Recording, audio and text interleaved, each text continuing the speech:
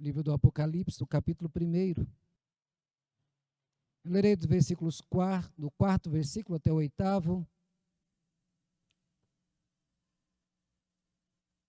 João, às 7 igrejas que se encontram na Ásia, graça e paz a vós outros da parte daquele que é, que era e que há de vir, da parte dos 7 espíritos que se acham diante do seu trono, e da parte de Jesus Cristo, a fiel testemunha, o primogênito dos mortos e o soberano dos reis da terra, aquele que nos ama e pelo seu sangue nos libertou dos nossos pecados e nos constituiu reino, sacerdotes para o seu Deus e Pai.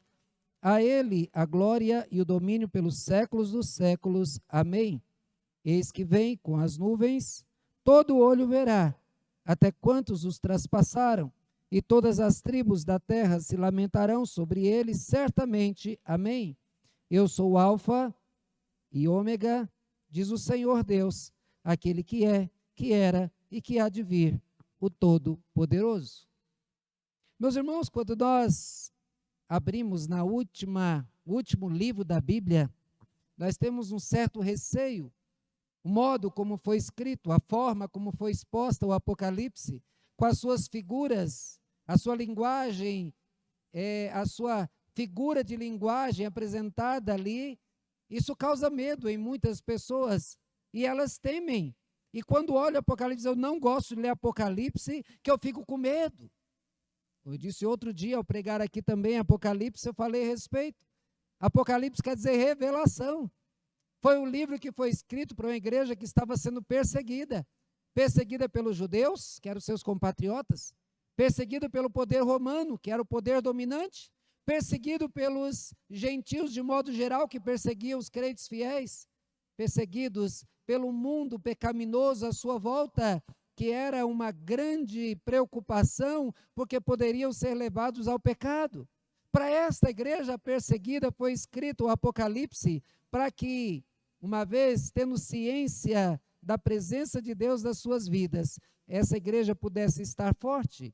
Veja, irmãos, que o texto começa dizendo que quem escreve é João, o apóstolo João, aquele que se deitava e debruçava-se no ombro de Jesus, era alguém íntimo. Quando foi lá na pesca maravilhosa, era Pedro, Tiago e João.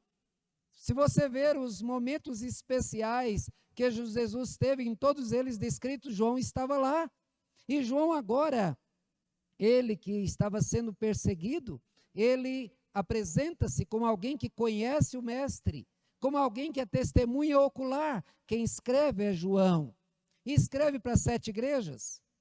As 7 igrejas aqui representam todas as igrejas de todas as épocas. Essas igrejas, então, somos nós. E esta palavra que foi escrita lá atrás, que foram palavras de Jesus, foram escritas para você, meu irmão, e para mim também. Mas ele diz, graça e paz. Graça é o assunto da Bíblia. Quando lemos lá em Gênesis, diz que Noé achou graça diante de Deus. E descreve que os outros que estavam à sua volta se corromperam e Deus decidiu matar a todos com o dilúvio. Mas Noé achou graça diante de Deus e por essa razão ele era íntegro, reto e temia a Deus. Graça de Deus é o que se apresenta durante todo o decorrer dos textos bíblicos, o discorrer dos textos bíblicos, mostrando a graça de Deus sendo revelada por um povo rebelde, um povo que pecava, um povo que se virava contra Deus, mas a graça de Deus se manteve firme até que Cristo veio, morre pelo seu povo e ele ressuscita e vai para os céus. E aí, com a fé que recebemos dele, nós temos paz. Paulo fala isso em Romanos, no capítulo 5, versículo 1, que quando nós cremos pela fé na justificação, nós temos paz com Deus. Não é uma paz que você não vai ter guerra nenhuma nesse mundo, porque Jesus mesmo diz que assim como me perseguiram, perseguirão a vós. Não quer dizer que você não vai passar dificuldade financeira. Jesus disse de si mesmo, o Filho do Homem não tem onde reclinar a cabeça. Então, quando ele nos avisa isso, ele diz, eu não estou prometendo um reino na terra, porque o meu reino não é desse mundo. Mas a paz que ele dá é a paz com Deus. E essa paz é assegurada pela Trindade. Que o texto diz, essa graça e essa paz, ela vem da parte daquele que era, daquele que é, e você lendo no versículo 8, vai dizer que esse é o Deus Todo-Poderoso.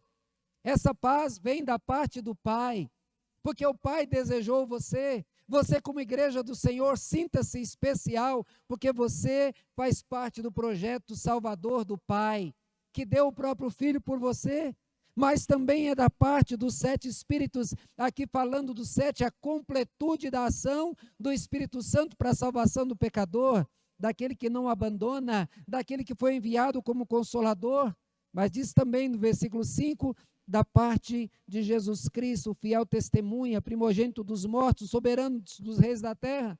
Ou seja, a Trindade bendita, ela está dizendo para a igreja: eu estou vendo você, eu conheço o teu sofrimento, eu estou do teu lado, eu estou acompanhando você, eu quero te dar a paz, mas eu também quero de você que viva para mim, faça a minha vontade, lute contra o pecado, ande de acordo com a santidade que eu quero de você. E ele vai explicar aqui, aquele que me ama, que me libertou dos pecados, que constituiu como reino de sacerdote para o seu Deus. E aí então de mostrar, depois de demonstrar qual é o projeto dele para nós, que é nos fazer testemunhas da salvação. Ele vai dizer: eis que eu venho sem demora. Esse Jesus Cristo que tem um grande projeto na tua vida, ele avisa no versículo 7, eu venho sem demora. Tem muita gente que diz: essa é conversa, ele não vai voltar, porque desde o início, há 2000 anos atrás, já se fala do seu retorno, mas acontece que desde o início da história, aquele que pisaria a cabeça da serpente, ele foi avisado do seu nascimento, um dia ele nasceu, e como diz Paulo, na plenitude dos tempos, no momento de Deus ele nasceu. Agora diz, ao subir para os céus, ele diz: eu voltarei. E ele diz aqui: eis que eu venho e não vai demorar. Os acontecimentos estão mostrando que a volta de Cristo está cada dia mais perto. Os sinais da volta de Cristo estão claros que ele está prestes a voltar. Mas o texto diz que todo olho o verá. Algumas pessoas, por entenderem errado o livro do Apocalipse, eles falam coisas assim que não são verdade. Apocalipse é dividido em 7 partes, e todas as 7 elas falam da morte de Cristo, da sua ressurreição, do sofrimento da igreja e do retorno de Cristo. Não é que Cristo vai voltar 7 vezes, não é que haverá 7 grandes tribulações, a igreja não será levada para o céu 7 vezes, não. 7 vezes que se repete a mesma história, contando com outros argumentos, com elementos a mais para demonstrar a glória de Deus e a sua salvação para nós, e também para mostrar o quanto Deus será duro com o ímpio, com aquele que vira as costas para Deus, com aquele que se rebela contra Deus. E aí então diz: eu sou o alfa e o ômega. Essa palavra é certa, é segura. Essa palavra é a palavra de Deus para você, dizendo: eu sou todo-poderoso, me dê ouvidos ao que eu estou dizendo. Por isso que diz para João: João, escreve. Tudo que você viu aqui, escreve e envia para as igrejas. Não é para a tua Bíblia ficar fechada. Não é para você deixá-la guardada na tua casa. É para você ler, porque essa é a vontade de Deus, do que aquilo que João viu. Era para ser escrito, para que essa palavra servisse para nós e servisse para o nosso consolo. João, ele fala aqui do seu sofrimento, companheiro na tribulação. Há muitos que dizem que os crentes não vão passar pela tribulação. No entanto, a Bíblia já fala o contrário. Quando diz daqueles crentes que o sangue deles estava debaixo do altar. O altar é lugar onde se faz sacrifício, e o sangue derramado era o sangue daqueles que deram a sua vida pela palavra do Senhor. E João diz: eu faço parte dessa tribulação. A tribulação já começou e ela vai se intensificar cada vez mais. A gente vê políticos contra a igreja, a gente vê projetos de homens da lei contra a igreja, contra a nossa fé. Não importa a quantidade de outras religiões, isso não tem problema nenhum para eles, mas o cristianismo é perseguido, porque nós já estamos sofrendo a perseguição, e tenha certeza, essa perseguição, ela vai aumentar, os sofrimentos vão ser aumentados cada vez mais, e como a própria Bíblia diz, homens vão desmaiar de terror. Mas ele diz, além de fazer parte da tribulação, eu também sou companheiro no reino. Jesus disse que nós reinaríamos com ele. Quando diz que aquela multidão que foi ao encontro de Cristo, descrito, se não me engano, no capítulo 5 ou 7, vai dizer, quem são estes? São aqueles que viveram e reinaram com o Senhor. Não que viverão e reinarão, mas que ao viver, viveram com o Senhor. Que ao viver, reinaram com o Senhor. Mostraram ao mundo que fazem parte do povo de Deus, que já reina com o seu Senhor. E aí João passa a descrever, a partir do verso 10, que ele se encontra em espírito. Ele estava na ilha de Patmos, sofrendo pelo Evangelho. E estando lá no lugar de sofrimento, ele tem essa visão que serviu para ele como consolo, e ele então levou essa mensagem para as demais igrejas, e ele então é levado em espírito para ver o dia do Senhor. Essa palavra deve ser escrita, enviada às 7 igrejas, e o que ele vê? Primeiro, versículo 12 diz, voltei-me para ver quem falava comigo, e eu vi 7 candeeiros de ouro, e no meio dos candeeiros, um semelhante ao Filho do Homem. Jesus Cristo, ele diz, eu sou a luz do mundo. Mas depois Jesus Cristo virou para a sua igreja e diz, vós sois a luz do mundo. Se você ver já na explicação do versículo 20, vai dizer que os 7 candeeiros são as 7 igrejas. A igreja, a luz do mundo, deve brilhar. Candeeiro é luz. E nós somos a luz que deve brilhar. Não uma luz para ficar escondida, como fala lá em Mateus, mas que ela deve ficar no lugar claro, para clarear a vida dos outros. Porque, meus irmãos, se nós calamos, o mundo fica na escuridão. Se nós fechamos os nossos olhos, o mundo vai ficar na escuridão. Se nós apagamos a nossa luz, o mundo vai tropeçar cada vez mais e vai afundar, porque a igreja pregando o evangelho, ela vai mostrar às pessoas um novo caminho. Vai mostrar um caminho de salvação, e aqueles que foram chamados por Deus darão ouvidos e virão então para o encontro do Senhor. Mas no meio dos candeeiros, ou seja, no meio da igreja, havia um semelhante ao Filho do Homem. Veja que esse Filho do Homem, ele veio aqui com vestes talares, cingido à altura do peito com uma cinta de ouro, na sua cabeça e cabelos eram brancos como a alva lã, como neve, os olhos como chama de fogo. E aqui eu lembro de uma amiga minha que diz, pensa numa pessoa que estava com raiva. Porque quando nós esperamos Jesus, nós esperamos um Salvador. Mas quando o texto diz que ele vem com chamas de fogo, é que ele vem trazendo a justiça de Deus. E fogo tem a ver com justiça, tem a ver com juízo. E ele vem então trazendo o juízo de Deus com os pés semelhante ao bronze, duro, pesado, para destruir o mal. É interessante que ele está com as 7 estrelas das suas mãos. E aí o versículo 20 vai dizer que as 7 estrelas são os 7 anjos. São os pastores das igrejas, são aqueles que pregam a palavra. E que a palavra deve ser pregada de acordo com a sua vontade. E então mostrando que não importa o que os homens querem pregar, mas eles estão todos na mão de Deus. Cristo, o Cordeiro de Deus, ele tem os pastores das suas mãos, os pregadores vão dar conta daquilo que pregam nas suas igrejas. Mas, meus irmãos, como João, ele apresenta-se, eu sou João, aquele que tinha intimidade com o Senhor, que estava sempre na presença do Senhor, diz o texto 17, versículo 17, quando eu vi, eu caí aos seus pés.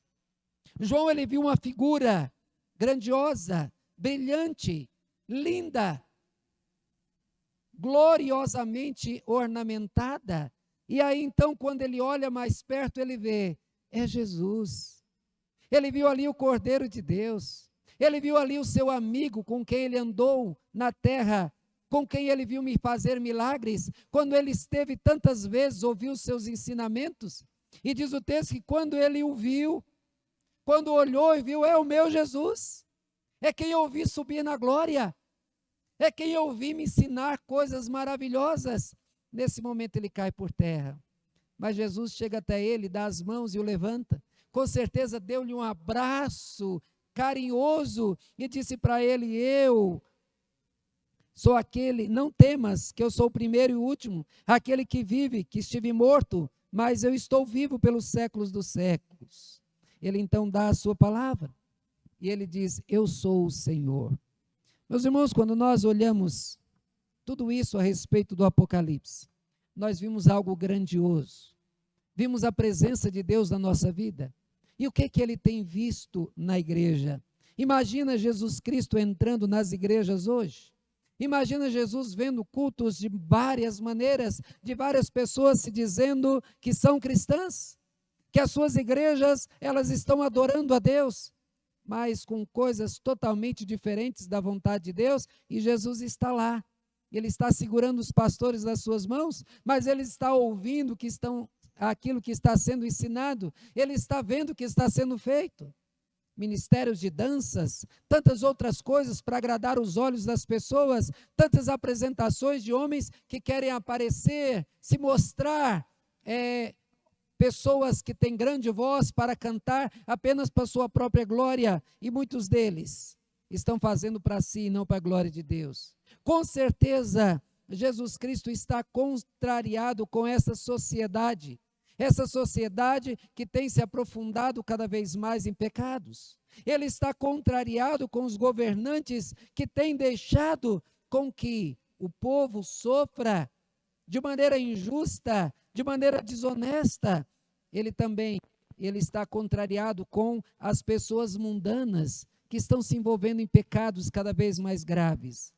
Mas, meus irmãos, ele olha para a igreja, porque o que importa e quem ele vai salvar é a igreja. E você é a igreja. E a pergunta que fica para nós é: ao Jesus sentar-se ao teu lado, ao ver você cantando, como é que você está cantando? Ao ver você ler a Bíblia, com que seriedade você está lendo a Bíblia? Ao ver você na sua casa, no seu trabalho, o que ele tem visto em você? Ao ver no dia a dia, acompanhando você, no seu comportamento, o seu modo de viver, o seu modo de demonstrar a sua fé, ele está feliz com você? Veja, meus irmãos, que há muitos procedimentos bons e agradáveis que devem ser mantidos, que devem ser intensificados, mas há muita coisa que deve ser retirada.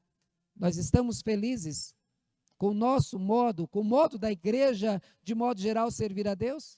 Tudo que você vê na internet, tudo que você vê de culto, você acha que agrada a Deus? E olha que o teu senso de justiça é muito abaixo do senso de justiça de Deus.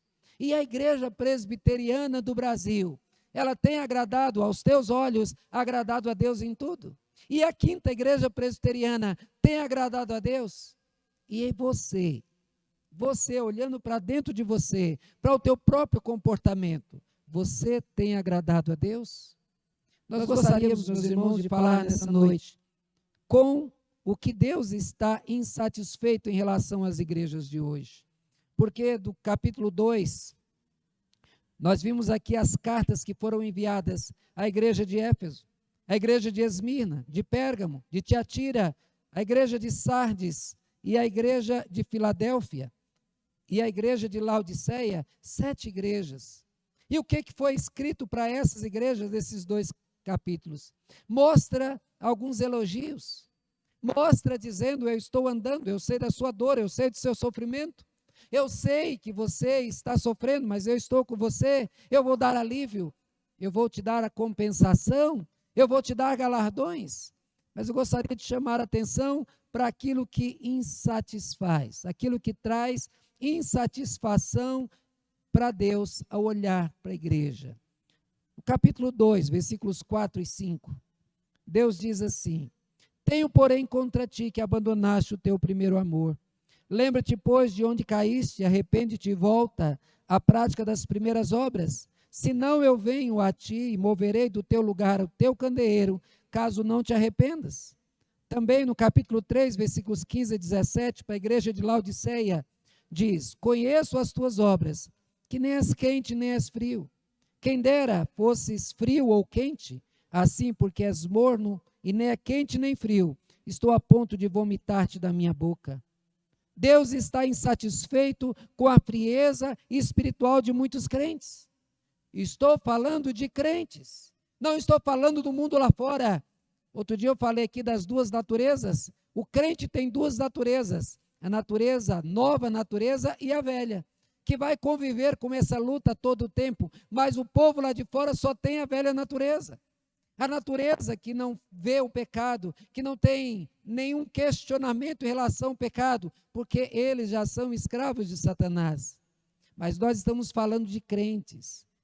A frieza espiritual de muitos crentes trazem insatisfação para Deus, trazem insatisfação para nós também.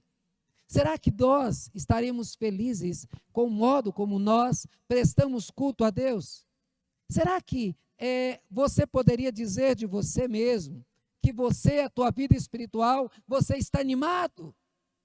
Porque muito tem ouvido de pessoas que dizem: eu estou cansado, eu estou desanimado com a igreja, eu estou desanimado com isso, com aquilo, e aí dá uma série de explicações a respeito do seu desânimo.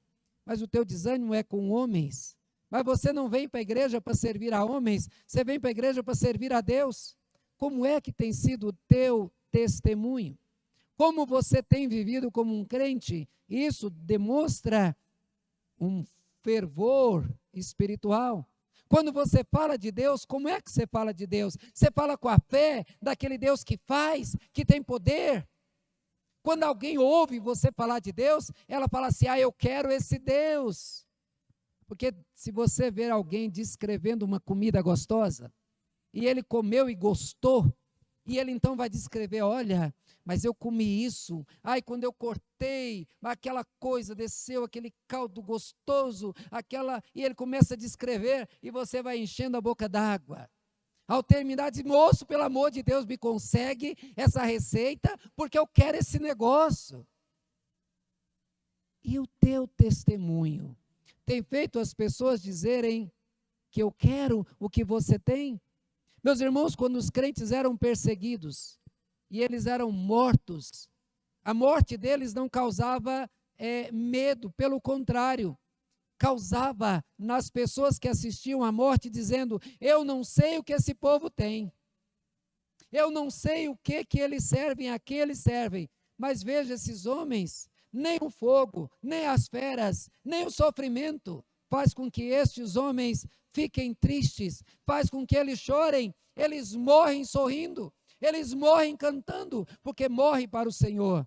E aí o sangue derramado, as pessoas que morriam, era como adubo para a produção de novos crentes, aqueles crentes fervorosos, homens dos quais a própria Igreja Católica, como aconteceu com John Hus, que depois de 70 anos dele ter morrido, eles tinham tanta raiva daquele homem e tanta raiva do seu fervor, do seu zelo, que eles pegaram, desenterraram os ossos dele e colocaram no altar e tacaram fogo. A raiva do zelo dele. Será que alguém tem olhado para você e tem visto esse zelo, esse cuidado, esse fervor?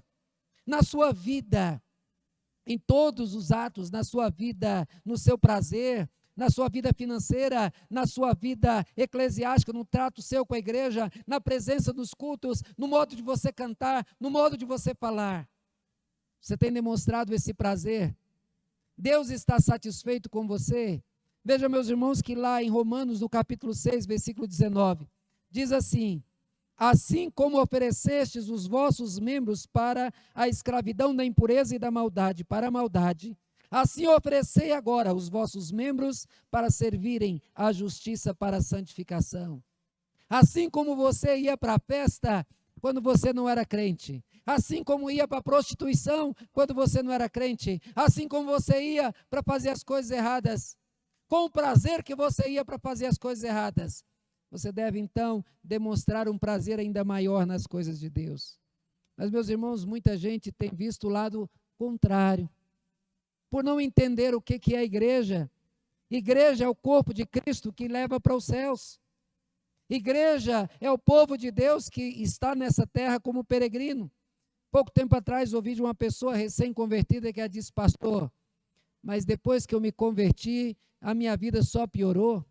Os meus amigos que enchiam minha casa, que todos os finais de semana vinham aqui para a gente fazer churrasco e tomar cerveja e nos alegrar, e a minha casa era uma festa, hoje ninguém vem na minha casa. E eu disse: você está triste com isso? Porque Jesus não prometeu que sua casa estaria cheia, que estariam te alegrando, não. Ele prometeu: assim como me perseguiram, vão perseguir você. A amizade do mundo é inimizade contra Deus, e por causa daquilo que você perde do mundo, você vai se voltar contra Deus. O que está cobrando de você, o que cobra de mim, é que tenha prazer em Deus, tenha prazer em viver como servo de Deus. Como acabamos de ver, o projeto de Deus é para que você se torne sacerdote e reino do próprio Deus, que você seja testemunha, como Pedro diz na sua primeira carta, no capítulo 2, versículo 9, vós, porém, sois raça eleita, sacerdócio real, nação santa, povo de propriedade exclusiva de Deus. Essa é a razão para muita alegria, é a razão para muita animação, para passar por cima de qualquer situação, de qualquer pessoa que queira te desanimar, para você estar então vibrante. Então, quando você pensar em você e Deus, pense com alegria, pense com exultação, demonstre zelo, demonstre amor, demonstre satisfação, porque é isso que Deus quer de você. Deus demonstra nessas cartas enviadas para as 7 igrejas, que algumas delas Ele está reclamando, porque elas demonstram desânimo, frieza. E quando nós vimos na igreja atual, temos visto que esta mesma palavra, ela recai sobre a maioria. São poucos aqueles que estão vivendo de maneira vibrante. Aqui fala do primeiro amor, primeiro contato com Deus, no desejo, na sede pela palavra. Me lembro que aos 17 anos, quando me converti, eu li a Bíblia inteira em 3 meses e 23 dias. Me perguntasse o que quisesse perguntar, que eu estava pronto para responder, a mente nova, tudo a mente saudável, e eu poderia responder tudo. O tempo passa. Como pastor, eu estudo bastante e tenho buscado manter todo esse ardor do início da leitura da palavra. Mas como está o teu amor pela palavra, o meu amor pela palavra, o meu zelo para as coisas de Deus? Mas, irmãos, em segundo lugar, o Senhor está insatisfeito com a mentira de muitos que infestam a igreja como crentes sem serem crentes. Aquela fé mentirosa que demonstram sem ter uma fé verdadeira.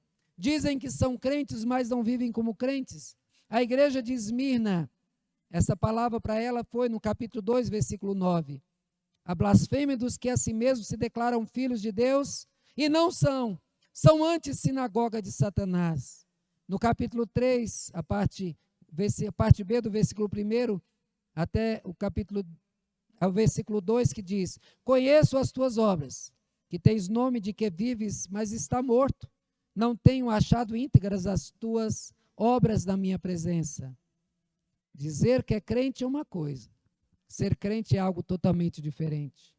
Para muitos, ser crente é fazer parte de um hall de membros de uma igreja, é vir à frente e dizer: eu aceitei Jesus, Ele é meu Salvador, sim, eu quero fazer parte dessa igreja, eu quero ser batizado, e aí acaba só nisso. Mas ser crente é muito mais. A fé verdadeira é a fé salvadora, é aquela que faz com que você tenha certeza do que aquilo que Cristo fez lá na cruz é para você. É ter a certeza da salvação, porque você tem a certeza de que nenhum mal virá sobre você, que a ira de Deus não virá sobre você, que o castigo de Deus não virá sobre você, porque Cristo já levou sobre si o castigo que era teu. Ele colocou nas suas costas, Ele carregou o teu fardo. Isso é ser um crente. Mas cantar músicas todo mundo canta. Hoje mesmo eu ouvi um comentário dizendo: os crentes parecem tristes. As músicas dos crentes parecem tristes? Não. No caso, a música era uma música reflexiva, que fazia então a menção ao sacrifício para nos quebrantar ali. A música era de quebrantamento. Mas veja, nós devemos mostrar uma fé verdadeira. Falsidade ninguém gosta. Você gosta de uma pessoa falsa? Quando você vê esses políticos ladrões sem vergonha, que você sabe que roubaram, que fizeram tantas coisas, aí eles vêm falando com toda a sinceridade do coração: eu me preocupo com o meu povo, eu vou fazer e vou acontecer. Você olha e fica enojado, porque você sabe que é mentira, é insinceridade, está usando uma máscara. Vem um homem lá que maltrata as mulheres, pisa nas mulheres, agora as minhas companheiras. Mas quando mostra os vídeos de modo como ele trata as mulheres, você vê que não tem nada disso. Aí depois ele diz, vocês devem protestar, vocês vão ter o meu apoio. Quando estava lá fazendo protesto, ele mesmo estava lá chutando, dando murro das pessoas. Será que isso é uma sinceridade de coração?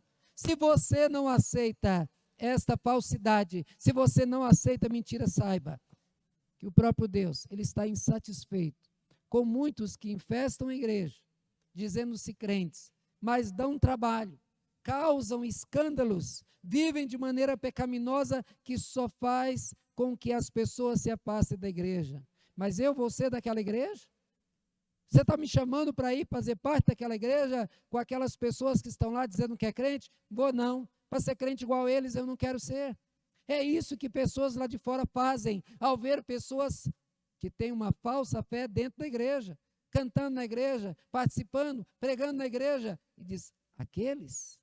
A gente viu agora nos jornais, um pastor que se diz, um homem que se diz pastor, que estava lá então, usando da sua posição no governo, na sua intimidade com o poder, para poder ganhar dinheiro. Pastor, vejam, meus irmãos, que esses falsos, como aqueles falsos que prometem milagres sem nunca fazer milagres, é pura mentira, eles causam insatisfação no Senhor da igreja.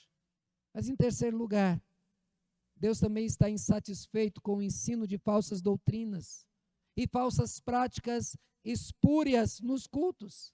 A igreja de Pérgamo foi dito, tenho todavia contra ti, que tens, algumas coisas, pois tens aí os que sustentam a doutrina de Balaão e aqueles que sustentam a doutrina dos nicolaítas. No capítulo 2, versículo 20 diz, tenho porém contra ti, o tolerares que essa mulher Jezabel, que a si mesmo se declara profetiza, não somente ensina, mas ainda seduz os meus servos a praticarem a prostituição e a comerem coisas sacrificadas a ídolos. Veja, meus irmãos, que há muita falsa doutrina sendo ensinada. E aqui nós temos 3 exemplos daquilo que é ensinado hoje. Porque em algumas igrejas, de algumas denominações, não se fala mais em disciplina. Não se fala nada contra pecado. Não há punição para nenhum pecador. Ou seja, o importante é que a igreja esteja cheia de gente. O importante é que todo mundo traga a sua contribuição e a sua oferta. Mas a vida, cada um tem, cada um vai prestar a sua conta diante de Deus. Não estou preocupado com isso. Quando a gente vê falar aqui de Balaão, Balaão ensinava a enganar. Balaão era aquele que amaldiçoou, tentou amaldiçoar o povo de Deus, mas ele ensinou a praticar ciladas para enganar o povo.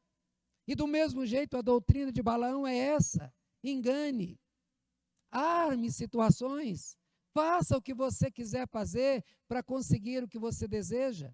A doutrina dos nicolaítas, Nicolai, possivelmente ele foi um dos 7 diáconos que foram eleitos lá no início do livro de Atos.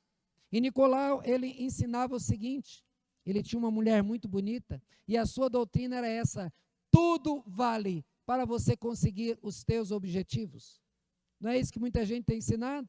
Se precisar colar na prova, cole. Se precisar enganar, ganhe. Se for para ganhar dinheiro, não tem problema de ser desonesto. Se for para vender seu carro com problema, mente. Nicolau tinha uma mulher muito bonita. E para ele conseguir os seus projetos, para ele conseguir as vantagens que ele desejava, ele oferecia a sua mulher para que outros homens a usassem. Ou seja, não importa. O importante é que eu consiga o meu objetivo. Tudo pelo meu objetivo. E aí, se é adultério, não importa. Se é pecado, não importa. E esta doutrina é que passou para muitos. Não importa o teu pecado, não importa o que você faz, não importa se você é desonesto. O que importa é se você leva lucro. E a terceira heresia que era ensinada pela igreja era a doutrina de Jezabel. Jezabel ensinava, para você falar contra a bebida, você tem que beber. Para você saber o que é droga, você tem que usar droga. Para você falar contra o pecado, você tem que experimentar o pecado. o ensinamento dela é o ensinamento que muitos estão vivendo, experimentando o sexo antes do casamento. Para quê? Para depois é que não dá certo depois do casamento. É claro que vai dar certo. É um homem ou mulher, não tem o que dar certo. E as coisas, os desejos de cada um vão ser revelados e vão ser tratados no decorrer do casamento. Não há necessidade de experimentar antes o que ela dizia. Ela fazia com que as pessoas praticassem a prostituição e comessem carnes sacrificadas a ídolos. Numa época onde os negócios eram feitos nos mercados, e nos mercados era onde eram feitos sacrifícios aos ídolos, principalmente em adoração ao imperador, e lá nesse lugar havia sempre uma festinha onde prostitutos cultuais praticavam sexo à vista de todos, de bebedeiras, e o crente não tinha como fazer parte deles. E aí então os crentes saíam, não participavam, e aí então não fazendo parte daquilo. Esses homens então sofriam prejuízos, e Jezabel ensinava: não, vai lá, não tem problema você só participar, você só ver, estar, não tem problema. E aí a igreja era incentivada a fazer parte daquilo que Deus proibia. Meus irmãos, a igreja deixou de ser protestante quando ela quis crescer a qualquer custo. Eu ouvi de um pastor dizendo: se para a minha igreja crescer, eu tiver que colocar uma rampa de skate dentro da igreja, eu vou colocar. É esta a ideia da igreja que não protesta contra o mal, mas de uma igreja que quer bancos cheios. A igreja se torna assim indiferente e se torna cúmplice do pecado. Meus irmãos, nós vimos Jesus aqui andando no meio da igreja, tendo os pastores na mão, vendo o que acontece. Mas nós vimos aqui que ele está insatisfeito com a frieza espiritual de muitos crentes, insatisfeito com a fé mentirosa de muitos que não são crentes. Mas se alguém pergunta: você é crente? Sou crente, apesar do seu testemunho ser o testemunho de uma escuridão. Mas também insatisfeito com o ensino de falsas doutrinas nos púlpitos da igreja e práticas diferentes daquilo que Deus deseja. A minha pergunta e o meu desejo: você está agradando a Deus? Deus está satisfeito com a tua vida? E o meu desejo é que a igreja ela viva ardentemente para o Senhor, apaixonada pelo Senhor. Mas quando a gente é adolescente apaixonado, a gente faz loucuras. A gente faz aquilo que a gente não imaginaria fazer, mas a gente faz. Por isso que o texto diz: lembra do teu primeiro amor, que você abandonou ele.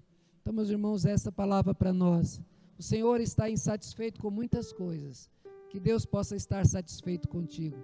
Viva para o Senhor, agrade a Ele, que Ele possa ter prazer de estar ao teu redor, Ele ter alegria com a tua vida. Amém?